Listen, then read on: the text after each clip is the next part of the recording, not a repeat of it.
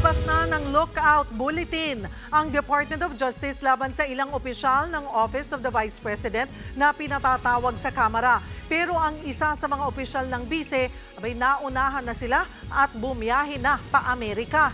Nasa frontline ng balitang yan, si Marian Enriquez. Inisyuhan na ng lookout bulletin ng Department of Justice ang 7 opisyal ng Office of the Vice President na pinababantayan sa immigration ng Kamara. Hindi pa rin kasi sila sumisipot sa investigasyon ng House Committee on Good Government sa pagdinig tungkol sa confidential funds.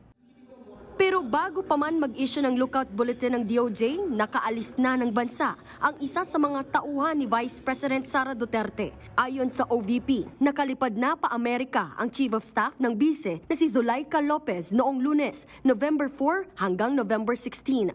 Personal daw ang biyahe nito at walang kinalaman sa trabaho.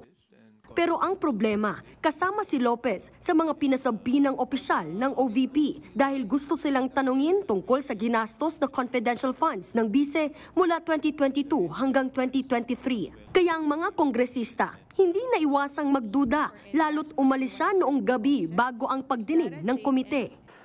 The Chief of Staff has the obligation to explain the irregularities, the concerns, and the issues. Kasi kung wala naman tinatago, bakit ka umiiwas? Gusto ring kalkalin ng mga kongresista ang aligasyon ng suhulan sa DepEd matapos sabihin ng Chief Accountant ng ahensya na si Runa Catalan na may natanggap din siyang siyam na sobre noong 2023 na may lamang tig 25,000 pesos mula umano kay VP Sara. Si Catalan ang ikatlong opisyal ng DepEd na umaming may natanggap na pera noong kalihim pa ng ahensya si VP Sara. Matatandaan si dating Yusek Gloria Mercado ang unang nagsiwalat nito sa Kamara. Pero sabi noon ng kampo ni VP Sara, demolition job yan. Ibig sabihin, nagsinungaling ang Vice Presidente kasi hindi lang naman si Yusek Mercado apparently ang nakatanggap ng pera. Kung totoo man nga raw ang mga pahayag ng mga opisyal ng DepEd na nakatanggap sila ng pera mula sa bise, ayon sa mga kongresista, mismong si Vice President Sara Duterte pa ang tahasang lumabag sa no-gift policy ng Code of Conduct at Ethical Standards para sa mga public officials at employees. Nagbabalita mula sa Frontline, Marian Enriquez, News 5.